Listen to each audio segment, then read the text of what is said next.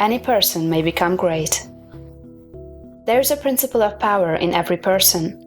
By the intelligent use and direction of this principle, man can develop his own mental faculties.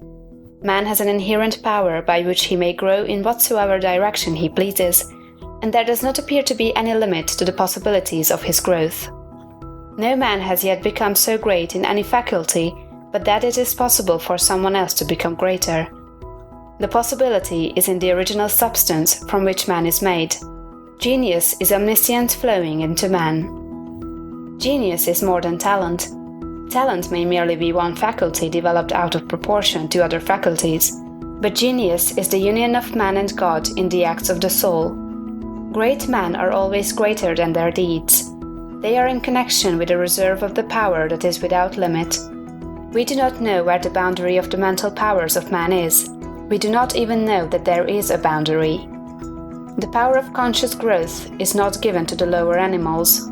It is man's alone and may be developed and increased by him. The lower animals can, to a great extent, be trained and developed by man. But man can train and develop himself.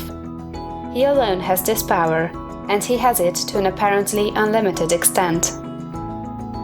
The purpose of life for man is growth, just as the purpose of life for trees and plants is growth. Trees and plants grow automatically and along fixed lines. Man can grow as he will. Trees and plants can only develop certain possibilities and characteristics.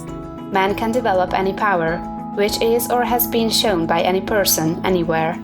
Nothing that is possible in spirit is impossible in flesh and blood. Nothing that man can think is impossible in action. Nothing that man can imagine is impossible of realization.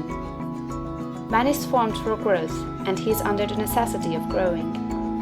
It is essential to his happiness that he should continuously advance. Life without progress becomes unendurable, and the person who ceases from growth must either become imbecile or insane. The greater and more harmonious and well-rounded his growth, the happier man will be. There is no possibility in any man that is not in every man. But if they proceed naturally, not two men will grow into the same thing or be alike. Every man comes into the world with a predisposition to grow along certain lines, and growth is easier for him along those lines than in any other way. This is a wise provision, for it gives endless variety. It is as if a gardener should throw all his bulbs into one basket.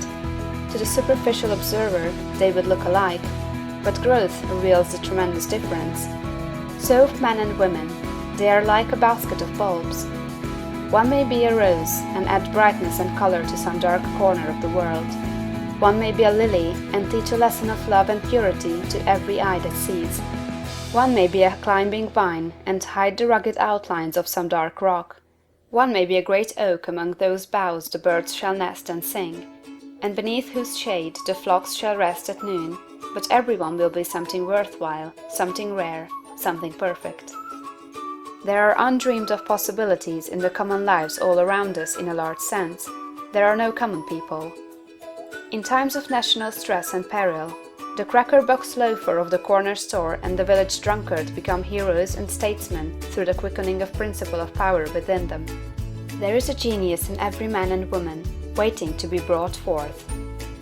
Every village has its great man or woman, someone to whom all go for advice in time of trouble, someone who is instinctively recognized as being great in wisdom and insight. To such a one, the minds of the whole community turn in times of local crisis. He is tacitly recognized as being great. He does small things in a great way. He could do great things as well, if he did but undertake them. So can any man. So can you. The principle of power gives us just what we ask of it. If we only undertake little things, it only gives us power for little things.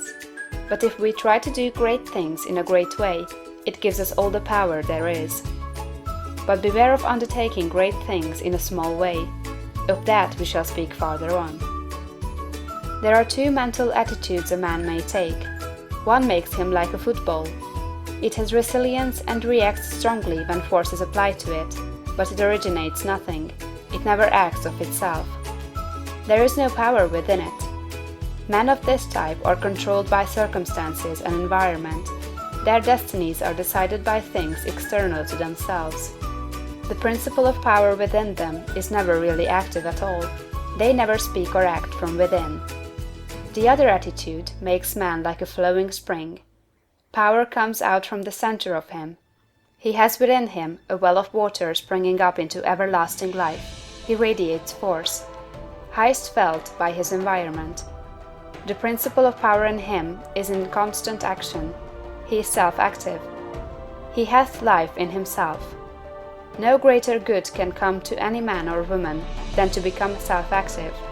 All the experiences of life are designed by Providence to force men and women into self-activity, to compel them to cease being creatures of circumstances and master their environment. In his lowest stage, man is the child of chance and circumstance and the slave of fear. His acts are all reactions resulting from the impingement upon him of forces in his environment. He acts only as he is acted upon, he originates nothing. But the lowest savage has within him a principle of power sufficient to master all that he fears. And if he learns this and becomes self-active, he becomes as one of the gods. The awakening of the principle of power in man is the real conversion, the passing from death to life. It is when the dead hear the voice of the Son of Man and come forth and live. It is the resurrection and the life.